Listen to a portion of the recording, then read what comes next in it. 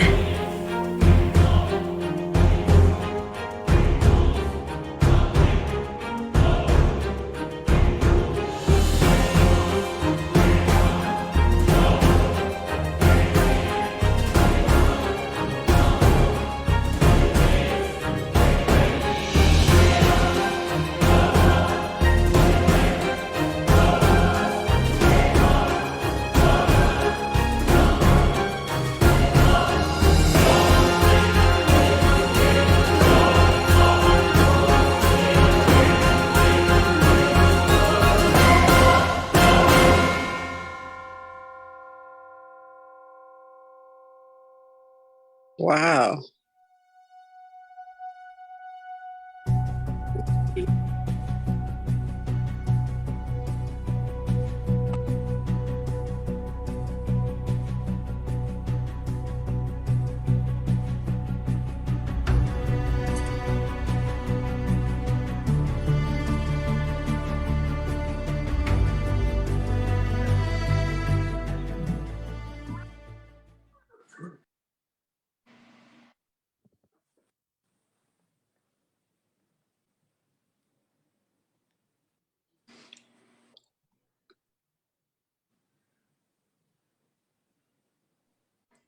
We can't hear you, brother. Okay, my apologies. Your word. I hope that everybody enjoyed that introduction. Now, let us prepare for Duhu Makraba. Duhu Makraba is done facing north, so at this time, please face the north.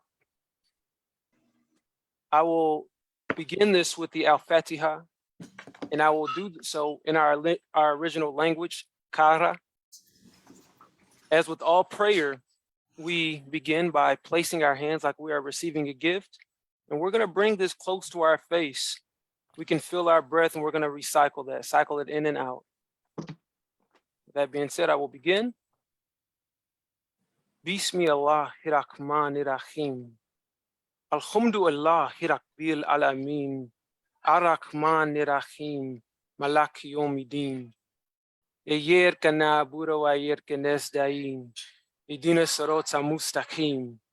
Sirata alladhina an'amta alayhim ghayril maghdubi alayhim waladdallin. Amin.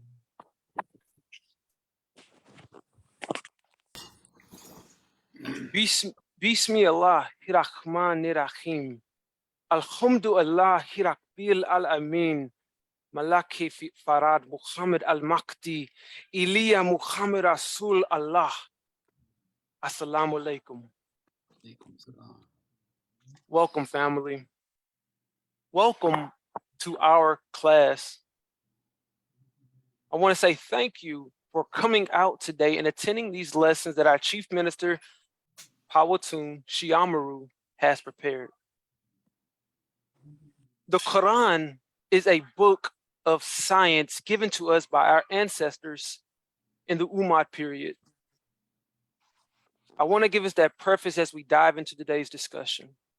Before we begin our class, I will present some rules of etiquette. Again, there are 4 items that we ask you to bring. Number 1, a pen or pencil so you can write down.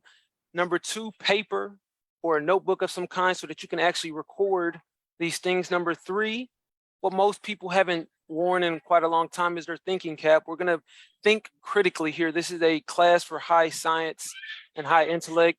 And number 4 is an open heart. This is key to receiving this information in a holistic fashion. And at this time, I present to you our Chief Minister for the Allah Temple of Islam, the Infinite Order of the Asiatic Magi, Dr. Pawatun Shiamaru Muhammad. Assalamu alaikum, brothers and sisters. Walaikum Alaikum salam. salam, sir. Wa alaikum salam. Bismillahirrahmanirrahim. Ashhadu an la ilaha illallah. Ashhadu an Muhammadan Rasulullah. Ashhadu an Malaka Farad Muhammad al-Mahdi. Ashhadu an Muhammadan Elijah Muhammad al-Rasulullah. Assalamu alaikum.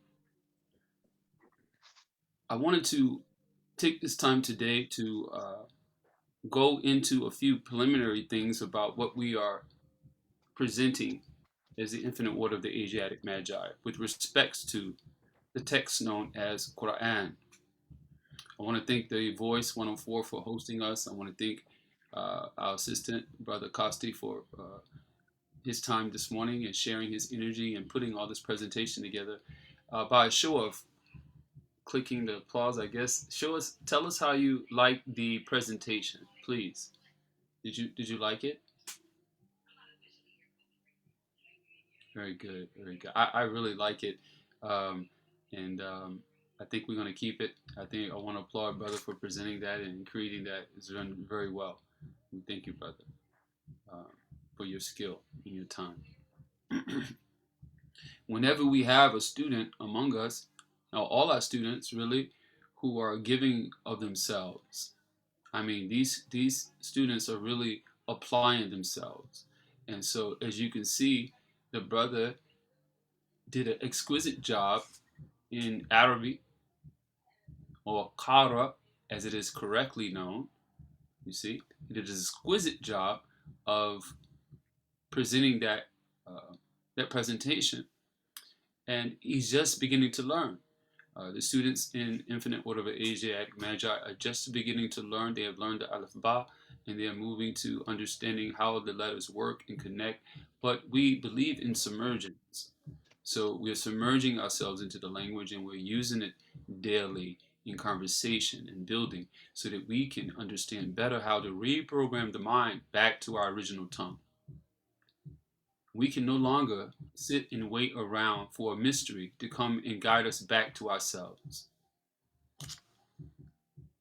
I'm going to pin myself so I'm not looking all over the screen. That's better. That's better. Very good. Now, students, first let's have a Fatiha.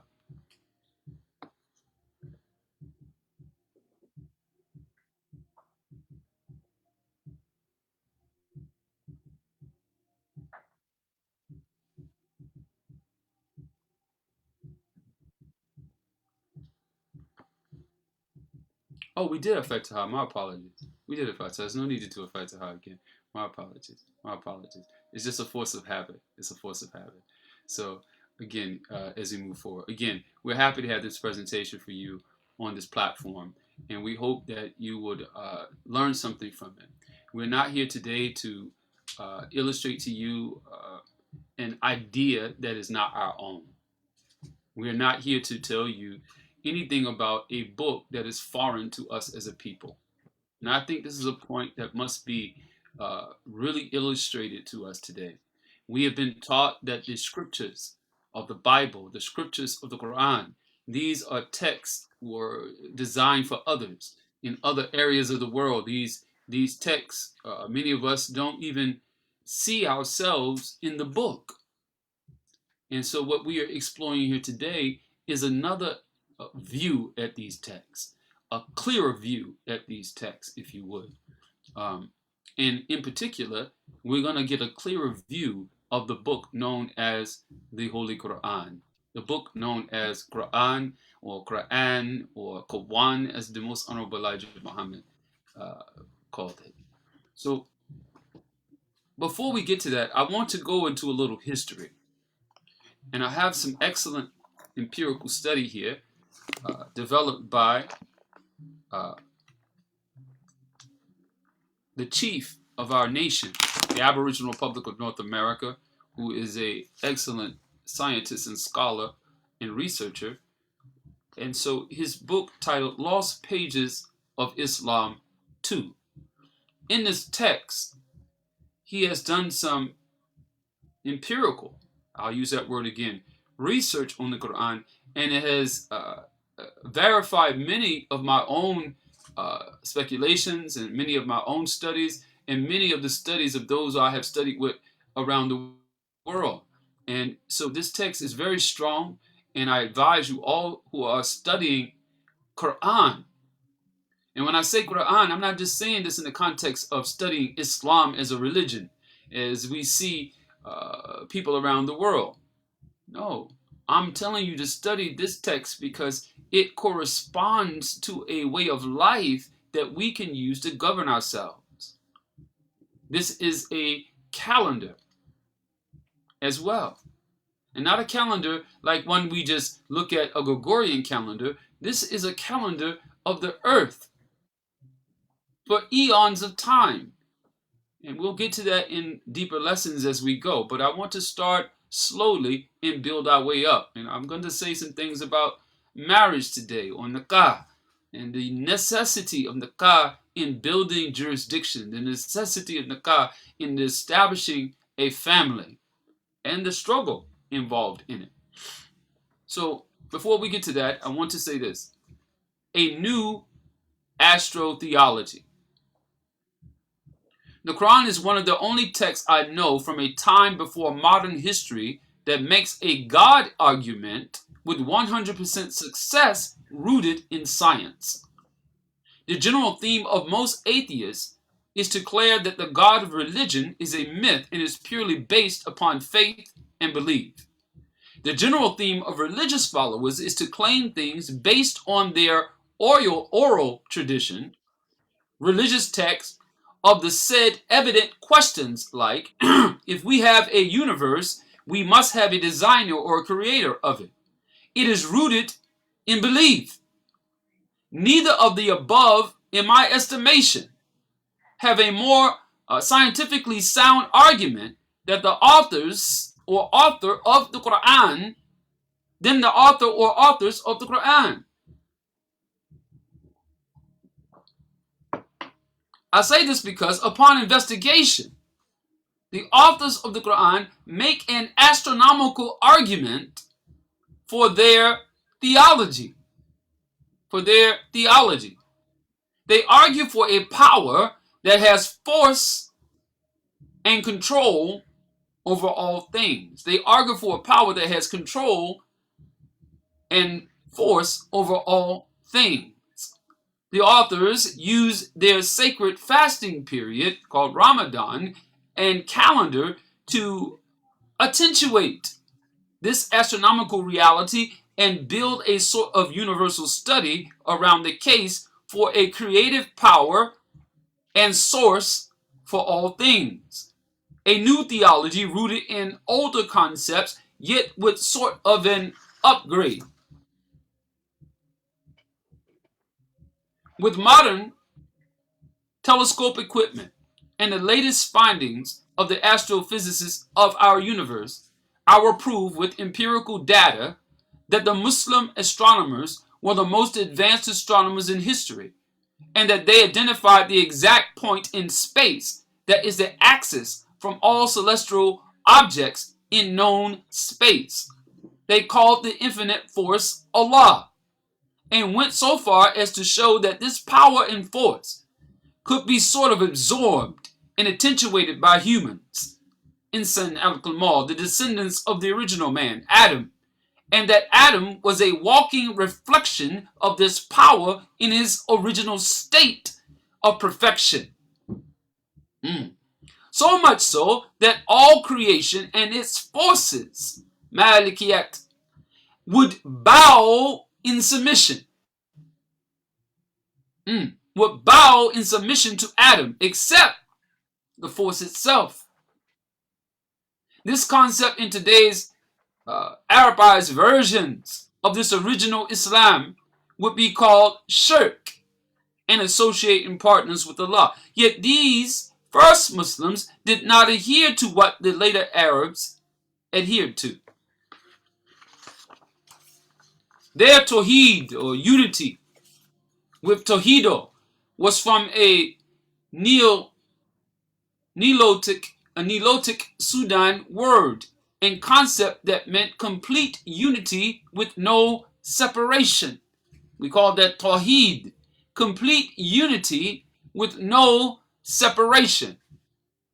The Nilotic Sudan ethnic Afro-Asiatics exemplified this via what was later called in the Punic scripts Horus with the guttural ka sound of Christ, which later was translated as Lord, Master, and later mistranslated as Christ.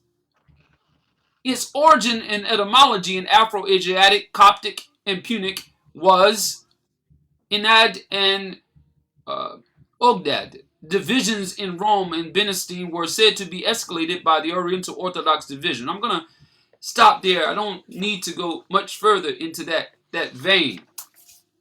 What I am attempting to exemplify here to you is that our approach to the Quran is not from what you have traditionally seen. And what you have traditionally been seeing over the last 1400 years is that, Islam came from Arabs. This is what we've had here in America over the last, however long we've had Islam here. According to our research, Master Farad Muhammad came here in 1910. And at that time, he began to teach Islam. Prior to that time, there were others in the country giving Islamic lessons as well. So the beginning of Islam is the beginning of everything in this universe, because we were taught by our Savior and Master that Islam is mathematics and mathematics is Islam. And the two, according to the most honorable Elijah Muhammad, are synonymous with one another.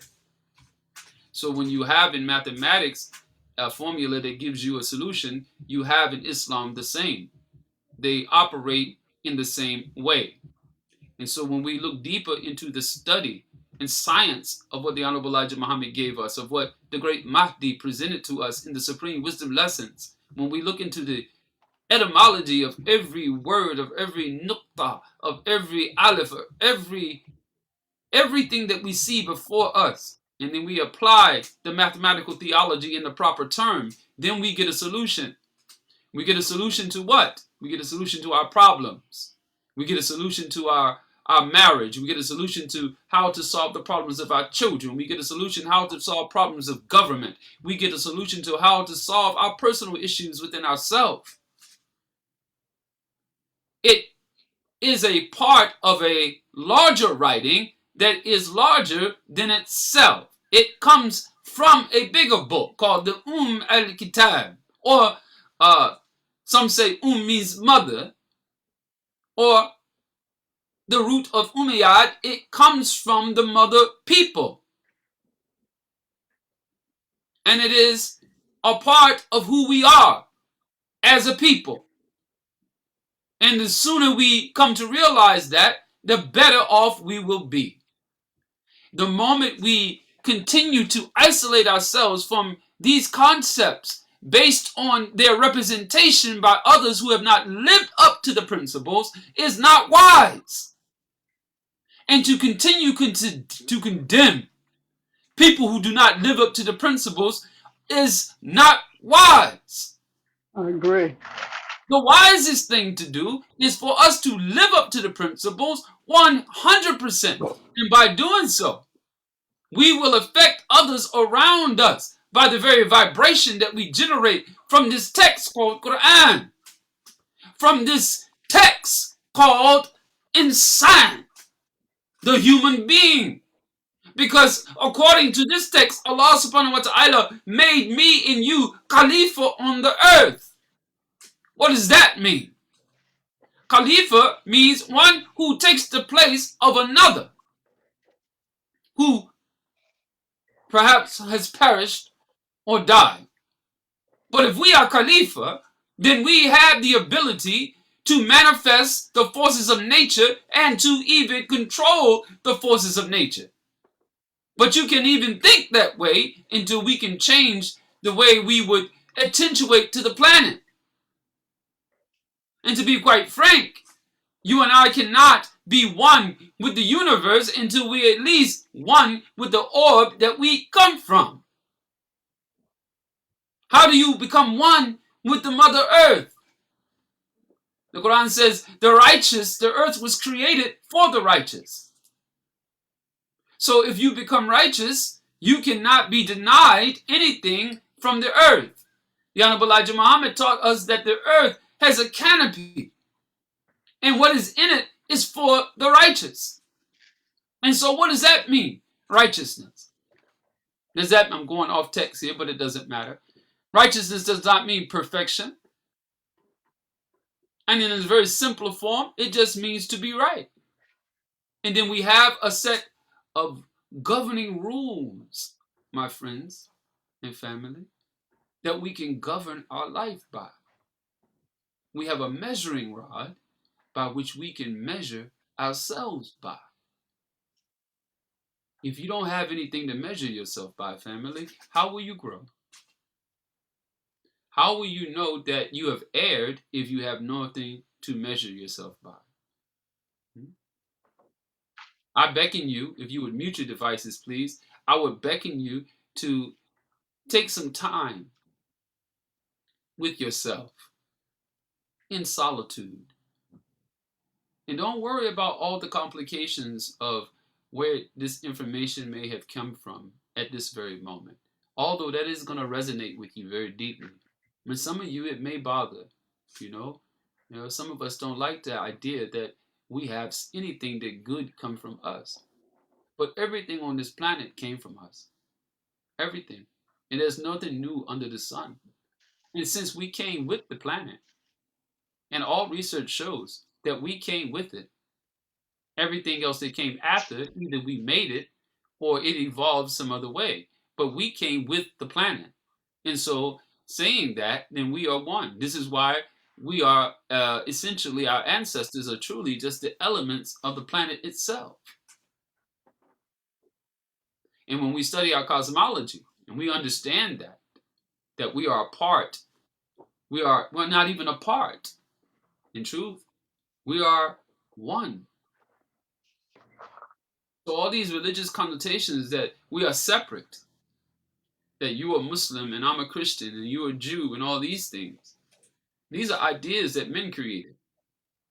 These are not true. And you're not dealing with truth when you operate that way. Our Islam is mathematics. Again, I repeat, Islam is mathematics. I read a book once on the equation E is equal to MC squared. It's called The Biography of E is equal to MC squared. And in this text, it defines and breaks down the history of the equal symbol. And it says that it came about because of the two parallel lines. It represents whatever is on one side is the same as whatever it is on the opposite side. This equal sign is like the word is. So when we say Islam is mathematics, I could very well tell you that the rules of mathematics apply to our life if we would but apply them. If we would but conceive the concept that it is possible and begin to take steps towards it. Let me share something with you.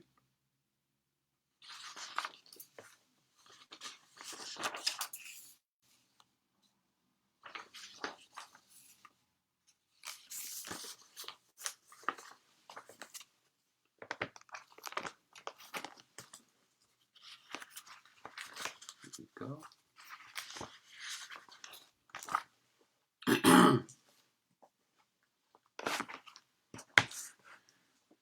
This world's major religions were founded by people who employed mystic procedures to reach the level of enlightenment that enabled them to grasp the principles that have been passed down to us as religious systems. A full comprehension of these systems is not possible unless we also engage in mystic practices, which will unfold our spiritual potential, so that we may also fully grasp those spiritual principles. Religion has primarily been presented to people according to their exoteric or outer court information, their outer court worldly understanding. This information includes the basis of how to perform prayer or salat or other rituals, basic tenets in emotion-laden stories or myths which convey moral principles. In the outer court, people are encouraged to listen to sermons about Allah and His prophets and to talk about the love of Allah and the love of His prophets. Few, however, are encouraged to experience Allah or to actually function according to the methodology employed by the various prophets. Such work is the business of the esoteric or inner court. The Quran states they know the outer meaning of the life of the lower world, but of the hereafter they are heedless. While in the outer court people argue over such absurdities as my religion is better than your religion, or my Allah is the true Allah and yours isn't. The inner court promotes unity because those who reach the inner court witness that unity and realize that Allah has always conveyed one primary message, a message that appears to be different because it came to men and women in different geographical locations and who were of different racial and ethnic backgrounds. Thus, in speaking to people via the environment, Allah seemed to convey different messages. People who reached the inner court realized that the principles were the same across time and geography. Even though these principles may be contained in different bottles, being different labels, but the essence of the content is the same. People who reach the deep spiritual wisdom of the inner court are labeled mystics, mystic tradition, or called yogis in the East and Sufis in the West, or in Arabia, and shamans in the Americas, and so-called nature-based religions. Incense in the Judaic or tradition, or the Kabbalists in many other titles. I stop here with this point. All of these principles are found in these texts. Every principle. This is the Kabbalah. The Jews took it from this. I'm sorry, the Jewish people in their history, they took it from this text. I don't mean it in a derogatory way at all. It came from this text, and we have empirical evidence to prove that. Now, when I say that to you, what am I saying? Why is that important to you? It's important for you to be able to identify what we'll be presenting in these courses. You have to know that it's from you. That is urgently needed for you to understand. If I begin to teach you 1 week on the history of yourself and how that relates to the Masonic history, the Freemasonic history, you have to know that the Freemasonic history is really about you. To continue learning with us, you have to break this idea of a mystery. See, if I said to you right now, if I say fork, in your mind, close your eyes. If I say fork, you see a fork. If I say scissor, you see scissors. If I say cup, you see a cup. If I say God, tell me what you just saw. Now, if you are embarrassed about what you just saw, and it happened within a 2-second interval, you know exactly what you saw, and you can't deny it. Then if you saw other than yourself, then you and I need to go deeper into ourselves and understand who the reality of the divine is. Because it's not a picture of a Jesus. It's not a picture of Master Farad Muhammad even. That is not the reality, a photograph. It is not the picture of the Honorable Elijah Muhammad. It's not the picture of any of your great prophets and sages. That is not the reality of the divine. The reality of the divine is what you awaken within yourself. When you clean up yourself, when you clean up your diet and begin to eat properly energetic life forms, that you can take in the energy of the earth and you can clean your system of all the toxins and pollutants that are keeping you from attenuating to the earth's sphere, to the earth's magnetic sphere. Your signal is being broken because your body is not absorbing nutrients properly. And so your psychic ability doesn't work. Every human on earth is psychic, but yours don't work. Your switch won't turn on. Why? Because at night when you go to sleep during the circadian rhythm period, you're taking in all kind of toxins into your cells, into your electrical makeup of your cells. And now, guess what? When you get signals, they're broken and full of static. Your Bible says you see through a glass darkly. You can't see clearly. Why? It's because you're consuming toxins and toxins and toxins, and then you don't fast. We're taught to fast 3 days out of each month. The first Thursday of each month, we take a fast. If you're not fasting and cleaning your system, then the toxins are building up, building up, building up, until what? You become a toxic waste dump site.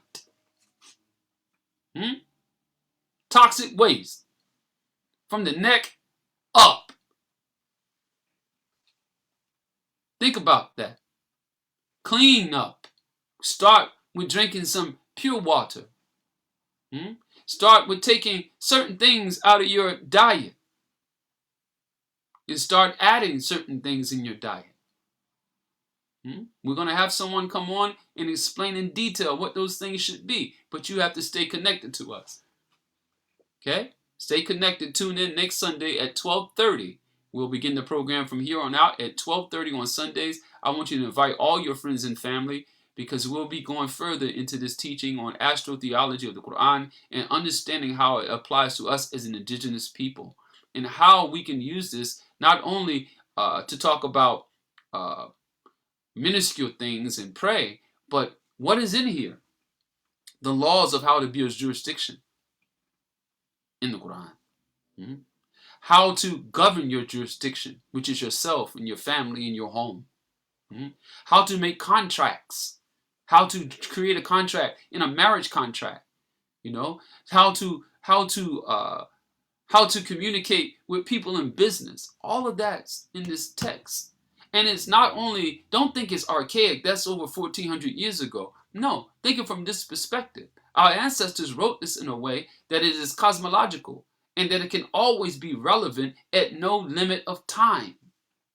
It is connected to the stars and to who you are energetically. So therefore, it can never be out of time if you attune yourself to the mother, as I have asked, as I explained to you. Once you clean up, you'll begin to receive different levels of information. Start with the pig. Cast it out. I don't care what your religion is. All of them tell you not to eat that. Start with that. That's an easy one. It kills so many people. And the little thing that we call salt. Cut that at least in half, if not give it up. Salt is killing more of us than anything. We are dying from diabetes, losing limbs from diabetes. And you continue to fill yourself with this swill. So I'm just saying, I'm not going to cry over you. The Quran asked Muhammad, said, would you grieve yourself to death because they will not believe? So if you choose not to believe, that's on you. But I'm telling you that it is totally unhealthy to consume any animal, to be honest. So we need to work towards getting off animals altogether and eating the proper plant-based foods. Everything that's called plant-based is not healthy for you either. All plants are not to be consumed. All parts of a plant are not to be consumed. See? And these are the things that you are getting misinformation about in the general society. This is the beauty of having jurisdiction. This is the beauty of being part of your own government that you built yourself. When you have your own government, when you build your own jurisdiction, now you can speak freely to the people. And you can tell the people freely what it is that they need in their lives when no one else is governing over you, telling you what you can say, telling you if you say that, brother, you can't come to work tomorrow morning. Putting the squeeze on you. If you don't vote this way, then we not let you in the club anymore. Freedom is debt free. If you have debt, you are enslaved, my friend. Debt is slavery. One of the things that we do here in our government, in the Aboriginal Republic of North America, and here in the Infinite Order of the Asiatic Magi, we teach every people and every student how to become debt-free. We teach every member and every student how to build their own business, how to find out who they are in their true identity as an indigenous American person. And then once they find out that information, what to do with that information, that they can begin to receive their reparations while they live. Self-appointed reparations. And there's so many levels to this wisdom that you need to understand. The part about the Quran and the understanding of the spiritual aspects of our cosmology is important to us because cosmology helps us to guide our life. And when I served as the Chief Minister of Cosmology for honor for 2 years, I got an opportunity to talk with many of our nationals and to guide many of their lives by means of cosmology, by means of the guidance of the Quran. So I'm not telling you something that has not been tried and tested. I'm telling you something that I have experienced my entire life. But when you study the mathematics of astronomy and cosmology, that the master teacher, the most honorable Elijah Muhammad, has already instructed us to study. And when you take that into a modern world now, we're not living in 1967, although I was born in 1967, and I'll be blessed to be 55 in a few days.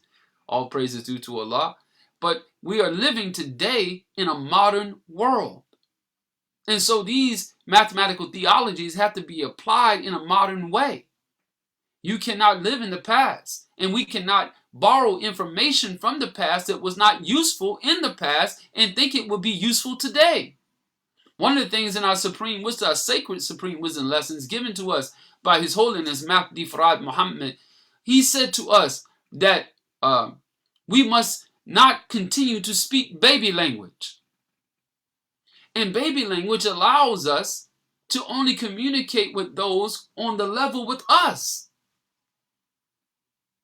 If you're on my level, then we can communicate. Right? If you're on my level, then we can be friends. But if someone begins to grow, I don't know. We might not be friends anymore because we're not vibrating on the same level. So we have to be clean in and out, the lessons teach us. Straight down to the modern time. The modern time. Right? Straight down to the modern time. And this is what we are implying here. And I'm going to wrap it up with this thought today about nikah. The word nikah in the Qara language means knot. It means cement, and it means contract. And it is a very serious matter in our world. A very serious matter in our world. What do I mean by our world? Within our government and how we operate, we believe in being straightforward and honest with each other from the beginning. All of us have fallen short. All of us have made mistakes in our past lives to come into this point. And so we divorce ourselves from those errors by cleansing ourselves and entering into a process called a rites of passage that allows us to cleanse ourselves of those things. See? That we disconnect from our past sojourn, our past traumas. And we go into a state of being and living the principles in which we espouse. Think about that. Reflect on that for a minute. Reflect on that here in Harrisburg, Pennsylvania, a society of people that's working together for a common cause. Think about that. A place where your children are safe. A place where your children are taught being safe. A place where women are being treated with respect and dignity and allowed to express their thoughts. A place where men are allowed to be men and express their thoughts and have their rights upheld as men as Allah has given them by the Quran. This is what we are asking you to listen to and to contemplate about accepting in your life. When we deal with marriage contracts in nikah, we don't expect that the moment that we say our vows or sign our contract, that at that moment everything is perfect.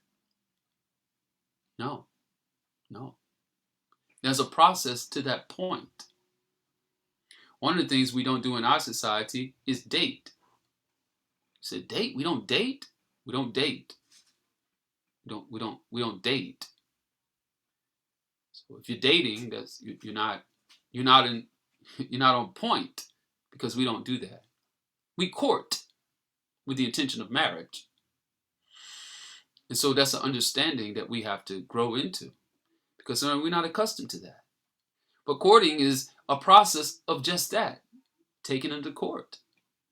If you meet a man or a woman, shouldn't you investigate who that person is before you jump in the sack? Before you go before the judge and get married, shouldn't we investigate who this person is?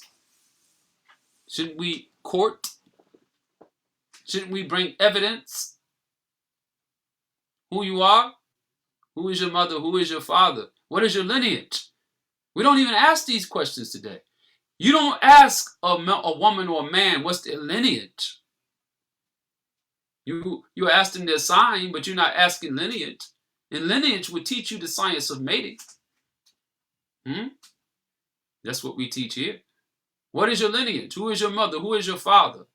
Who is your grandparents? Where is your family from? Just solis. What soil did you come from? Just sanguis. What bloodline did you come from? We need to know who you are. We need evidence of you. Why? Because when we lay out our lineage and I match my lineage to your lineage, I want to be sure that we have a strong offspring. Stronger than you, stronger than me, more able to comprehend that signal coming from the core of the universe, that can live better to it than me, that can live better to it than my wife, that can be a better human being on this planet. And then maybe this being will find another being who's doing the same thing that I did. And they come together and we get better and better and better and better. But you can't find this in a nightclub, my friend. You can't think about producing a being that will come onto the earth and change the reality of your people if you can't get your thoughts above your navel.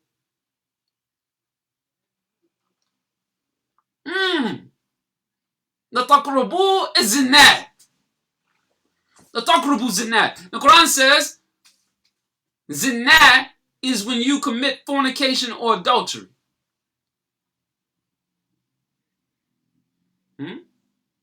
Zinat. The taqrubu zinat says this means that this is an abomination. This is an obscenity. What does that mean? I'm going to wrap up in 1 minute here. We got to have some time for the brothers to give some information at the end. But what does it mean that this is an obscenity? What happens when you violate your oath to your wife? What happens when you violate your oath to your husband? What detriment happens to the family? What kind of breakdown begins to happen to your children and to your lineage? What kind of molecular on a very, what the Quran calls it, with a smaller, minuscule level? What happens there? When that thought is broken, and now you have a separate thought about your family than you had before because you have investigated into a life that Allah has condemned. This is called shaitan. This means that you have taken on a dual-mindedness. That the oath that you took, Ashhadu an la ilaha illallah, is no longer a covenant with you. Why is it not? Because you said that there is no God but Allah. There is no God. There is only Allah. Ashhadu an la ilaha illallah. And now you have committed an act against Allah. And every one of us in humanity who have committed this act against Allah, you must repent and come back to yourself. What do you mean repent? Stop that action. Stop that thought. Where are you going to stop it at, brother? You're going to stop it in the mind. You're going to stop it with the eye. You're going to stop it with the ear. You're going to stop it with the tongue. You can't break a habit if you keep indulging in it. You can't make something wrong right if you keep tasting from it. If you keep drinking from this ocean, beloved, you are going to hell with the devil. As you see, his world is falling. So I thank you, my brothers and sisters. I will go further into this conversation right where I left off next week here at 12:30 p.m. And if you want to tune into other classes, my brothers will inform you here in just a moment. But I wanted to say to you, thank you for your time this afternoon. And what we're attempting to develop here is growing very beautifully. And I'm so happy that you all took the time to come out today. If you really liked what we're doing today, I ask you to stay tuned and listen to all the other things that we're offering and that we will want you to be a part of. Learn about jurisdiction. Learn about securing your family and your future. And learn about securing your spirituality. This is not three separate things. These are all one thing. And if you can see it, you can live it. Be free. I am. Assalamu alaikum. Wa alaikum salam. Mashallah, mashallah. Thank you all for attending. Wow, Dr. Powelton, that was a very powerful message. We love you that. We love it. We appreciate it in the class. As one of the students, I can assure everyone this is definitely a place that you want to be to understand just how to really get your life together and really put the truth of all of our ancient understandings together in one good place. So our classes and our schedules pretty much are Sundays. As you can see, we do a 12 o'clock open class for everybody. Tomorrow, Mondays, we have a gathering for our students. So students of the Magi class, remember 7:30 tomorrow, we will be getting together. I'm gonna talk to Brother Costi about that.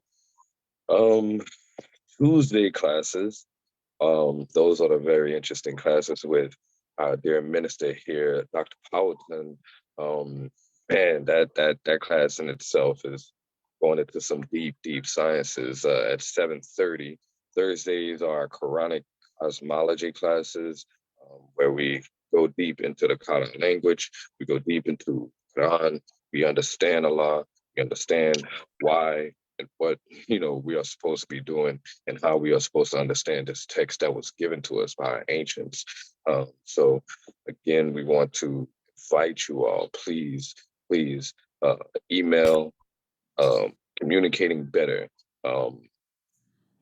at gmail.com. And please get in touch with us so that we can get you registered for these classes.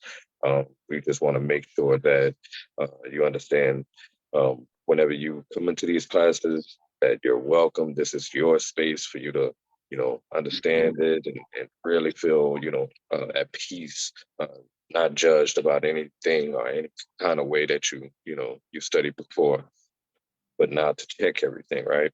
So make sure y'all drop your emails also in the chat, please. There you go, Brother Costi, but communicating better at 222 at gmail.com.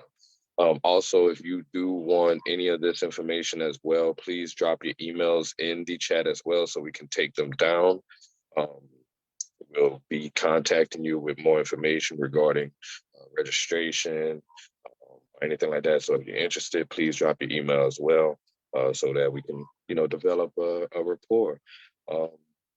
And make sure that if you do have any other questions, come to the website, Dr. Powelton, Powelton. Can you put it down in the PoweltonShiamaru.org. PoweltonShiamaru.org. Yes. PoweltonShiamaru.org. That's yes, there we go. PoweltonShiamaru.org. And make sure that if you have any businesses that you want to promote, you do email the communicating better 222 at gmail if you have any businesses that you do want to promote on the web, the podcast, the school, our nation, and all as well. And I do have two businesses I want to mention here that help us reach our goal to present to you this podcast. We have Fatima Shi Ali Trust Services and Virtual Personal Assistant. Y'all make sure you get at Sister Fatima for trust services and virtual personal assistant at FatimaShiAli at gmail.com. And also we have the Black Reserve Bookstore that's in Lansdale, Pennsylvania, at 319 West Main Street with Brother Anwar. So these are two businesses that help us reach this goal to present this podcast to you. So if you can, matter of fact, the bookstore also has a website. It's called the Book Reserve Bookstore.com. Brother Telemark, not to cut off your knowledge, but we are getting very close. I want to introduce Sister Carmaya. Go ahead and do your call to action for the women. And we're going to go ahead and wrap up here soon. Thank you so much, brother. Assalamu alaikum, my sisters. My name is Carmaya Shiar Maru, and I would like to welcome and thank you all for joining our podcast today. And I want to invite all the sisters in need of help, guidance, spiritually and mentally, to please put your emails in the chat for me, and I'll be sure to get in touch with you, okay? Thank you, Sister Carmaya. Assalamu alaikum, brothers. If you'd like more information on how you can develop yourself more personally with a group of like-minded men, you as well, please drop your emails in the chat. You can also reach me at support@brothercoasty.com. That is, again, support@brothercoasty.com. I'm going to pass the mic back over to you, Dr. Poweltoon, if you'd like to do prayer to leave us. Thank you very much. I want to say this before we close out. I want to thank these students. Give them applause or something on there. I don't know how you do that, but give them an applause, because they're learning so well, and this is why they're doing this. They're running the show. I'm just talking. They run the show, and they're doing it because this is how you learn, on the job training. They make a mistake, fine, they get it right the next time, but they're learning. See, and we got to stop hindering our young people from getting out there, learning. Teach them and kick their butt out the nest and let them start flying. We don't have time to play. Okay? So, sister, you prepared for the prayer?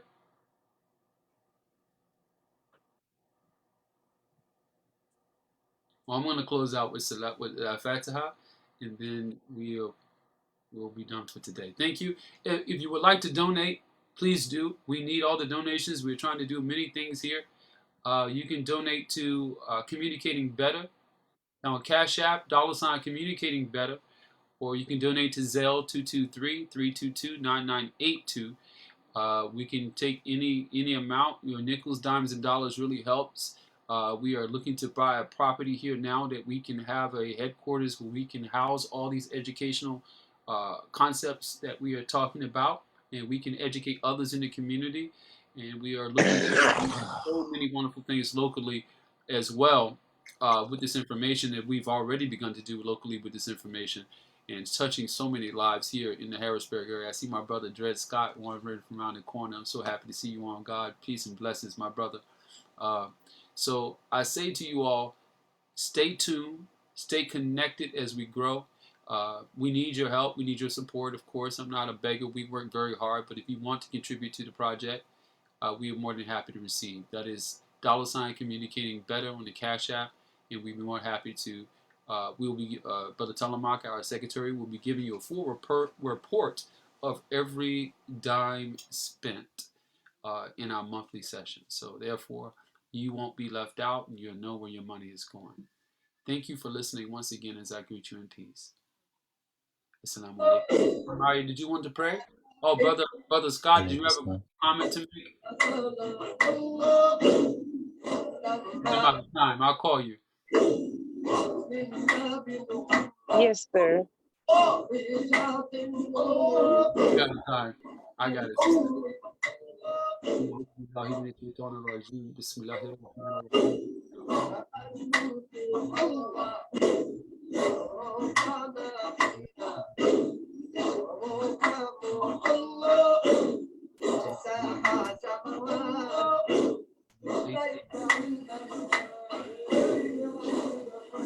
Ameen.